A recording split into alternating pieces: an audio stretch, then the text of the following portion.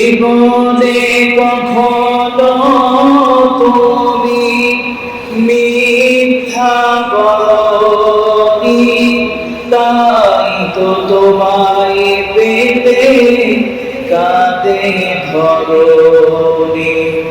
তোমারই মতন নেতা পেতে পৃথিবী আপন হে রাসূল, হে রাসূল।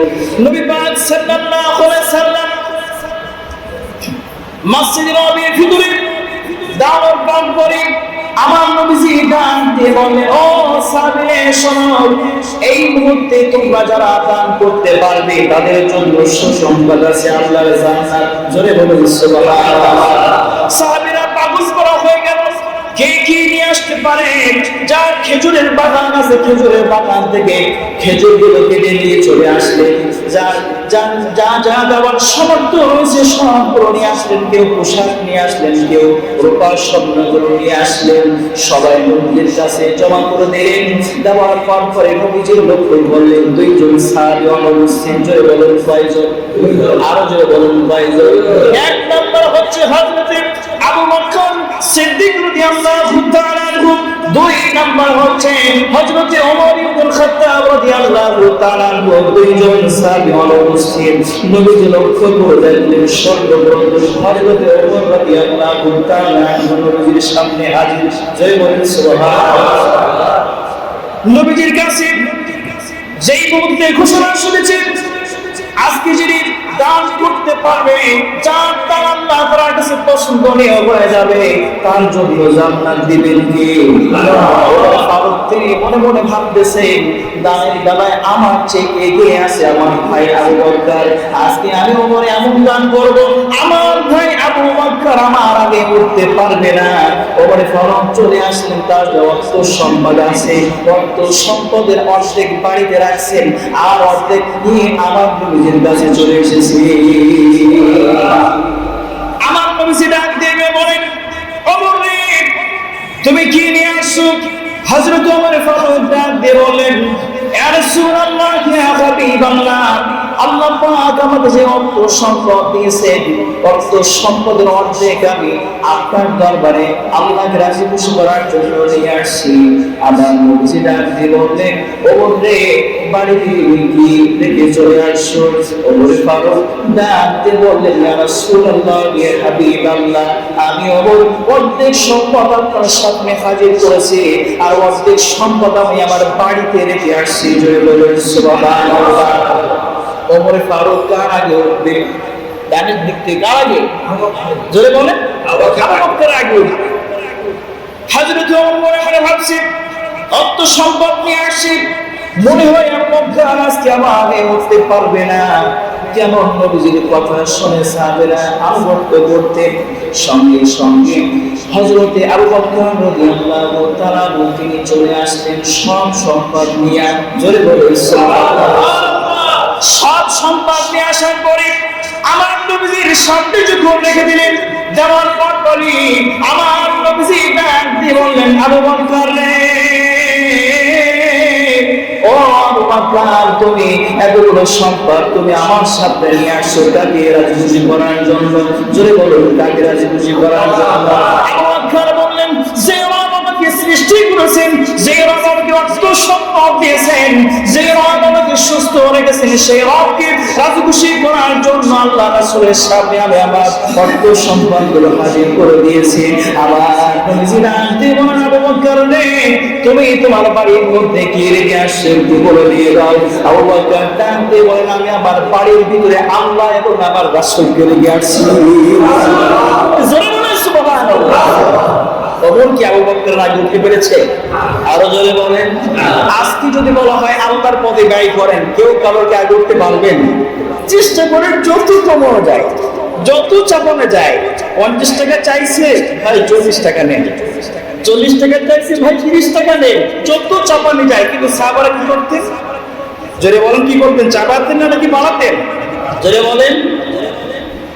সূরা আল-ইমরান, এই সূরার 92 নম্বর আয়াতে কারিমা যখন নাযিল হয়ে গেল, আমার নবীজি যখন এই সূরার বিরামান নম্বর আয়াতে কারিমা যখন তেলাওয়াত করলেন, তোমাদের ভিতরে তারা কল্যাণবান হতে পারবে না যতক্ষণ পর্যন্ত না তোমরা তোমাদের নিজের পছন্দনীয় জিনিস আল্লাহর পথে ব্যয় করতে পারবে। এই আয়াতটা শোনার সঙ্গে সঙ্গে মদিনার সবচেয়ে ধনাঢ্য ব্যক্তি একজন সাহাবী হযরত তালহা রাদিয়াল্লাহু তাআলা তিনি আনসারী সাহাবী। মদিনার ভিতরে সুন্দরতম জায়গায় তার একটি খেজুরের বাগান রয়েছে। সেই খেজুরের বাগানের নাম হচ্ছে বাইরুহা। জোরে বলেন নাম কি? বাইরুহা। জোরে বলেন বাইরুহা। খেজুর বাগানের নামটা কি? বাইরুহা। ঠিক মসজিদে নববীর সামনে সামনে ওই খেজুরের বাগানটা অবস্থিত। আর আশ্চর্যের বিষয়, নবীজি সাল্লাল্লাহু আলাইহি সাল্লামের ওই খেজুর বাগানটা সবচেয়ে পছন্দ ছিল। জোরে বলুন সুবহানাল্লাহ। কারণ আমার নবীজি ওই বাইরুহা খেজুর বাগানের ভিতরে যে বৃষ্টি পানি পান করতেন। জোরে বলুন সুবহানাল্লাহ। সাহাবী তালহা রাদিয়াল্লাহু তাআলা আনহু এই সবচেয়ে তার যতগুলো সম্পদ রয়েছে, বাইরুহা এই খেজুর বাগানটার সবচেয়ে পছন্দনীয় একটি খেজুর বাগান। জোরে বলুন সুবহানাল্লাহ। আয়াত নাযিল করেছেন কে? আল্লাহ। আরো জোরে বলেন কে? সূরা আল ইমরান 92 নম্বর আয়াত, লান তানালুল বিররা হাত্তা তুনফিকু মিম্মা তুহিব্বুন। জোরে বলুন সুবহানাল্লাহ। সাহাবীরা শোনার সঙ্গে সঙ্গে আর দেরি করলেন না, আমার নবীজির দরবারে চলে আসলেন। ইয়া রাসূলুল্লাহ, ইয়া হাবিবাল্লাহ, আল্লাহ পাক জানিয়ে দিয়েছেন, আয়াত শুনেছি আমার সবচেয়ে পছন্দের জিনিস যদি আমি আল্লাহ তাআলার রাস্তায় ব্যয় করতে পারি, আল্লাহ তাআলা বলেছেন আমি সফলকাম হয়ে যাব, আল্লাহ আমার প্রতি সন্তুষ্ট হয়ে যাবে। আমি জন্ম নিয়েছি, মৃত্যুবরণ আমাকে করা লাগবে, কিন্তু আমি মৃত্যুবরণ করার পূর্বে যদি আমার বাবা আমার প্রতি সন্তুষ্ট হয়ে যায় তাহলে কতই না ভালো হবে। আমার নবীজি বার ডাক দিয়ে বললেন, তলহা রে, কি বলার জন্য এসেছে বলো? তলহা ডাক দিয়ে বললেন, ইয়া রাসূলুল্লাহ, ইয়া হাবিবাল্লাহ, মসজিদে নববীর সামনাসামনি যে বাইরুহা আমার খেজুরের বাগান রয়েছে, এই মুহূর্তে আমি আল্লাহর রাস্তায় দান করে দিলাম। আমার নবীজি শোনার সঙ্গে সঙ্গে মিষ্টি হাসি দিয়ে আমার নবীজি সন্তুষ্ট হয়ে গেল। জোরে বলা সুবহানাল্লাহ। নবীজি সন্তুষ্ট হলে সন্তুষ্ট হয় কি? আরো জোরে বলেন কি? এই জন্য আল্লাহ বলেছেন, কুল ইন কুনতুম তুহিব্বুনাল্লাহ ফাত্তাবিউনি ইউহিব্বুকুমুল্লাহ।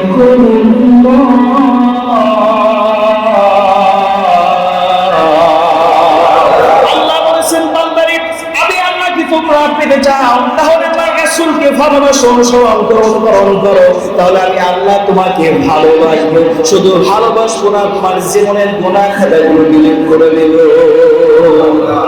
নবীজি সন্তুষ্ট হয়ে গেলেন। কারণ বাইরুহা তালহা রাদিয়াল্লাহু তাআলা সবচেয়ে পছন্দের বাগান। আবার মনে মনে আমার নবীজি ওই বাগানটা পছন্দ করতেন, কারণ ওই বাগানের কুয়ার পানিটা দারুণ মিষ্টি পানি।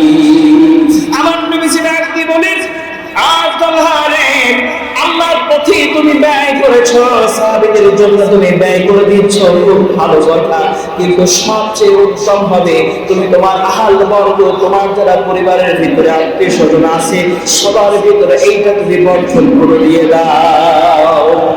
জোরে বলেন সুবহানাল্লাহ। আরো জোরে বলেন সুবহানাল্লাহ।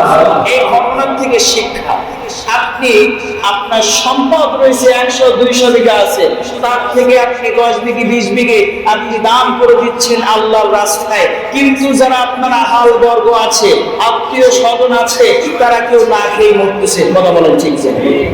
তাদের পেটে ভাত উঠতেছে না।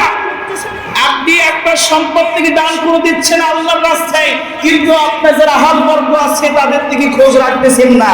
এই জন্য নবীজি বলেছেন আল্লাহর রাস্তায় দান করার সবচেয়ে উত্তম, তার চেয়ে উত্তম তোমার যারা আহাল বর্গ আছে, আত্মীয় স্বজন আছে, তাদেরকে বন্ধন করো। তারা সুস্থ থাকবে, খুশি হবেন কে?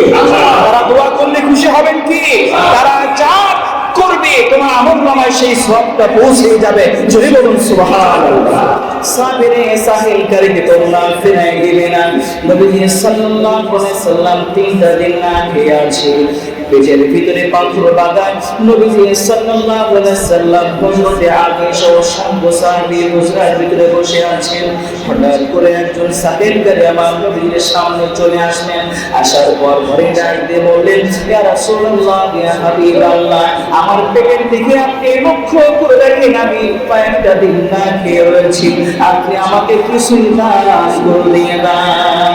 আমার নবীজি সাহেবকারীকে ডাক দিয়ে বলেন, ও সাহেবকারী রে, আমার নবী হুজরাত থেকে বাহির হওয়ার পরে সুলতান মুবারক গোসল করার পরে নবীজি দেখাই দিলেন, সাহেবকারী রে, তুমি বলতেছো কয়েকটা দিন না খেয়ে আছো, কিন্তু তোমার নবী গোটা 3টা দিন না খেয়ে পেটের ভিতরে পাথর বেঁধে আছে। আল্লাহু আকবার। সাহেবকারী চলে যাচ্ছে। আমার নবীজি সাহেবকারীকে ডাক দিয়ে বললেন, সাহেবকারী রে, কেউ আসলে তাকে ফেরানো যাবে না, আল্লাহ বড় খুশি হয়ে যাবে। সাহেবকারীকে ডাক দেওয়ার পরে সাহেবকারী বলল, তখন আপনি নিজে না খেয়ে আছেন 3টা দিন, আমি আপনার কাছে চাইতে এসেছি, কিভাবে আপনি দেবেন, বড় লজ্জা লাগিয়ে চলে যাচ্ছি। আমার নবীজি সামনে থেকে হযরতে আলীকে ডাক দিলেন। আলী রাদিয়াল্লাহু তাআলা ডাক দিয়ে বললেন, ইয়া রাসূলুল্লাহ, ইয়া হাবিবাল্লাহ, আপনার হাসান হুসাইন, আপনার বিবি ফাতিমা এবং আমি আলী আপনার জামাতা কয়েকটা দিন না খেয়ে আছি, আপনি আমাকে ডাকেন কেন? আমি তো কিছু দিতে পারবো না। আমার নবীজি ডাক দিয়ে বলেন, আলী রে, তোমার কাছ থেকে কিছু নেওয়ার জন্য ডাকি না রে আলী, একটা কাগজ নিয়ে আসো, একটা কলম নিয়ে আসো। সঙ্গে সঙ্গে আলী কাগজ কলম নিয়ে আসলেন। নবীজি চিঠি লিখে দিলেন। সঙ্গে সঙ্গে নবীজি তলায় সিগনেচার করে দিলেন। দেওয়ার পরে চিঠিটা সাহেবকারীকে দেওয়ার পরে ডাক দিয়ে বললেন, সাহেবকারী, এই মুহূর্তে আবার চলে যাও, আমার ওসমানের কাছে চলে যাও, আমার ওসমানের কাছে চলে যাও। সঙ্গে সঙ্গে সাহেবকারী চিঠি কেনা নিয়ে ওসমানের দরবারে এসে হাজির। হঠাৎ করে দেখতে পাই ঘরের ভিতর থেকে একটা আওয়াজ আসছে। হযরত ওসমান রাদিয়াল্লাহু তাআলা আনহু, তার যিনি রক্ষক রয়েছে, যিনি কেশিয়ার রয়েছে, তাকে ডাক দিয়ে বলছেন, কেশিয়ার রে, আজকে হিসাব করেছিস, চালানা অংশ কম পড়ে গেছে, হিসাব দিবি, তারপরে বাড়ি যাবি। আল্লাহু আকবার। নবীজি চিঠিতে লিখে দিয়েছেন 2000 দিরহাম দিবা। সাহেবকারী দেখতেছে এই সিডি নিয়ে আমি আসছি, কিন্তু ভিতর থেকে দেখতে পাচ্ছি খাজানচিকে ডাক দিয়ে বলছে, খাজানচি রে, চালানার হিসাব পাচ্ছে না, হিসাব দিবি, তারপর বাড়ি যাবে। উকি মেরে ডাকলেন, খাজানচিকে ঠিক পথে বেঁধে রেখেছেন। জোরে বলেন আল্লাহু আকবার। ইনি ভাবতেছেন যে খাজানচির চালানার হিসাব না দিতে পারে ঠিক পথে বেঁধে রেখেছে, আর তার কাছে যদি 2000 মুদ্রা চাওয়ার জন্য যায়, ও তো খাজানচির সাথে আমাকেও ঠিক পথে বেঁধে রাখবে। কথা বলেন ঠিক কিনা? তিনি আর দেরি করলেন না, সঙ্গে সঙ্গে আবার নবীজির দরবারে চলে আসলেন। ইয়া রাসূলুল্লাহ, ইয়া হাবিবাল্লাহ, কার কাছে পাঠাইছেন? এই একদম কিপটা আপনি বলেছেন 2017 মুদ্রা উদ্ধারে ডাইলেন দিবে, গিয়ে দেখি খাজানচিকে পিঠ পড়াতে বেঁধে রেখেছে, তাকে ফেল, চালানায় হিসাব দিবি, তারপরে পিঠ খোপে বাড়ি যাবি। ইয়া রাসূলুল্লাহ, হাবিবাল্লাহ, সামনে গেলে তো আমাকে বেঁধে রাখবে। তখন বলতেছে, খাজানচিকে বেঁধে রাখছে, ভালো কথা, তুমি কি তোমার চিঠি ওসমানকে দেখেছ? সঙ্গে সঙ্গে বললেন, ইয়া রাসূলুল্লাহ, হাবিবাল্লাহ, আমি দেখাই নাই, ভয়ে। আমার নবীজি বললেন, আমার ওসমান তোমার সাথে খারাপ ব্যবহার করবে না, আবার চলে যাও। আবার চলে গেলেন। দেখেন এখনো পর্যন্ত সেটা শেষ হয় নাই। তিনি ভাবতেছে, সাহেবকারী ভাবতেছে, আবার যদি আমার নবীর কাছে যায়, আবার পাঠাবে, তার চেয়ে বারবার যাওয়া আসা, আগে তো পেটের ভিতরে কিছু নাই, বারবার যাচ্ছে আরো কষ্ট হচ্ছে, আমি আর যাবো না, অন্য পথ দিয়ে চলে যাচ্ছে। এদিকে হযরতে আলী কিন্তু জানতে পেরেছে 2000 স্বর্ণ মুদ্রা লিখে দেবে। হযরতে আলী ভাবছে, ওই সাহেবকারীর কাছ থেকে অন্তত কিছু মুদ্রা নিয়ে আমি আমার হাসান হোসেনের খোদা মিটাবো। জোরে বলে আল্লাহু আকবার। পথের মাঝখানে হযরতে আলী রেডি হয়ে আছে, সাহেবকারীও আসতেছে। হযরতে আলী বললেন, দাও আমাকে কয়েকটা স্বর্ণ মুদ্রা। তখন সাহেবকারী ডাক দিয়ে বলছেন, আলী, তুমি কোথায় পাঠিয়েছো? আমার স্বর্ণ মুদ্রা তো দেওয়ার দূরের কথা, যেই দেখি খাজানচিকে ডাক দিয়ে বলছে, চালানার হিসাব দে, আগে নে, তাহলে ছুটি হবে না। তার কাছে আমি কিভাবে যাই? এই জন্য নবীজির কাছে যদি যায় আবার পাঠাবে, এই জন্য আমি অন্য রাস্তা দিয়ে চলে যাচ্ছি। হযরতে আলী ডাক দিয়ে বলেন, সাহেবকারী রে, তুমি চিঠিকে হযরত ওসমানকে তুমি দেখিয়েছো? তিনি বললেন যে না, আমি দেখানোর সাহস পাই নাই। হযরত আলী হাত ধরলেন, তিনি থরথর করে কাঁপতেছেন যে আমি যদি ওসমানের সামনে দাঁড়াই আমাকে নিশ্চয়ই বেঁধে ফেলবে। তখন হযরত আলী রাদিয়াল্লাহু তাআলা আনহু তিনি খাজানসির সামনে নিয়ে আসলেন। আসার পর তিনি বাড়ি থেকে লক্ষ্য করে দেখলেন হযরত ওসমান রাদিয়াল্লাহু তাআলা আনহু এবং খাজানসি দুইজন আল্লাহর শুকরিয়া আদায় করতেছে। জোরে বলুন সুবহানাল্লাহ। তারা চালানের হিসাব পেয়ে গিয়েছে। জোরে বলুন সুবহানাল্লাহ। এর থেকে একটা পয়েন্ট একটু সাইডে রেখে বলি, যারা হিসাব রক্ষক খাজানসি আছেন, চালানের হিসাব তো দেওয়া দূরের কথা, কিছু দিক থেকে লাখ লাখ কোটি কোটি টাকা পাচার করে ব্যয় করে নিজের অর্থ সম্পদ তৈরি করতেছে, এমন খাজানসি বাংলার জমিনে আছে না নাই? জোরে বলেন আছে না নাই? মালিকের লাখ লাখ কোটি কোটি টাকার ব্যবসা আপনাকে রেখে সে বিশ্বাস করে খাজানসি হিসাবে, হিসাব রক্ষক হিসাবে আপনি সেখানে বিল হয়েছে 2000, ওইখানে আরেকটা স্বর্ণ দিলেন বাড়ি হয় কত? জোরে বলেন 20,000। দেখছেন কি? জোরে বলেন দেখছেন কি? যদি ওই মালিক যদি বলতে এই হিসাব দিবি পিঠ মহাদেব পারলাম তারপরে বাড়ি যাবি, দেওয়া সম্ভব? আপনি জমি কিনে ফেলাইছেন, গাড়ি বাড়ি করে ফেলেছেন, কথা বলেন ঠিক কেমন? শিক্ষা আছে না নাই? কথা বলেন শিক্ষা আছে না নাই? ওসমানের সামনে আসলেন, চিঠিটা দিলেন, দেখার পর পরে তিনি বলতেছেন এই চিঠিটা তোমাকে কে দিয়েছে? জোরে বলুন সুবহানাল্লাহ। তিনি বলতেছেন আমার নবী সাল্লাল্লাহু আলাইহি ওয়াসাল্লাম দিয়েছেন। জোরে বলুন সুবহানাল্লাহ। আবার প্রশ্ন করতেছেন চিঠিটা তোমাকে কে দিয়েছেন? নবীজি সাল্লাল্লাহু আলাইহি ওয়াসাল্লাম দিয়েছেন।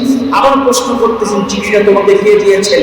সঙ্গে সঙ্গে সাহেবকারী বলতেছে মনে হয় ওসমানের মাথার তার মনে হয় ছিঁড়ে গিয়েছে যে ওসমান তার খাজানসিকে চাওয়ার হিসাব নেওয়ার জন্য পিঠ পেতে রাখে, সেই ওসমান 2000-এর অঙ্ক থেকে মনে হয় মাথা খারাপ হয়ে গিয়েছে, আমার দেওয়ার দরকার নেই, চিঠি দাও আমি চলে যাই। ওসমান কাছ থেকে চিঠি নিয়ে চলে আসলেন। সাহেবকারী এসে বলছেন ইয়া রাসূলুল্লাহ, হে হাবিবাল্লাহ, কার কাছে পাঠাইছেন? ওসমান তো পাগল হয়ে গিয়েছে, আমাকে তো যাই নাই, বারবার প্রশ্ন করতেছে কে চিঠি পাঠাইছে, কে চিঠি পাইছে।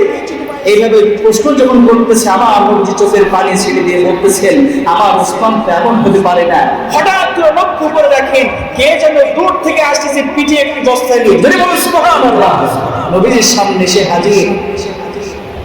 ইয়া রাসূলুল্লাহ, হাবিবাল্লাহ, কোন সে সাহেলকারী কই? ধরে বলেন সুবহানাল্লাহ। কোন সে সাহেলকারী কই? নবীজি বললেন ওসমান সাহেবদেরকে তোমার কাছে পাঠাইছি মাত্র 2000 স্বর্ণ মুদ্রা দেওয়ার জন্য, তুমি বস্তায় করে কি নিয়ে আসছো? ইয়া রাসূলুল্লাহ, হাবিবাল্লাহ, যখন আমি চিঠিখানা দেখেছি রহমতের চিঠি, রহমতের নবীর নাম নিচে সাইন করা, যেমন আল্লাহু আকবার, তখন আমি ধরে নিয়েছি যে এই 2000 স্বর্ণ মুদ্রা তো আমি দিবই, আর যতবার তার কাছে জিজ্ঞাসা করবো আর ওই বান্দা ওর মুখ দিয়ে ওর জবান দিয়ে আপনার রহমতের নাম উচ্চারণ করবে, আমি ওসমান কান দিয়ে শুনে আমার হৃদয় সিদ্ধ হয়ে যাবে, আল্লাহ তাআলার কাছে শুকরিয়া আদায় করব। যতবার নাম শুনে ততবার 2000 সাথে আর 2000 যোগ হবে। জোরে বলেন সুবহানাল্লাহ। ইয়া রাসূলুল্লাহ, হাবিবাল্লাহ, সাহেবকারী দুইবার আপনার নাম উচ্চারণ করেছে, তিনবারে আপনার নাম বলে নাই, সাহেবকারী চলে আসছে। 2000-এর সাথে দুইবার বলা করে 2 2 4 এবং 5 2 6 6000 স্বর্ণ মুদ্রা আপনার কাছে নিয়ে আসছি, ওই সাহেবকারীকে আপনি দিয়ে দেন। জোরে বলুন সুবহানাল্লাহ।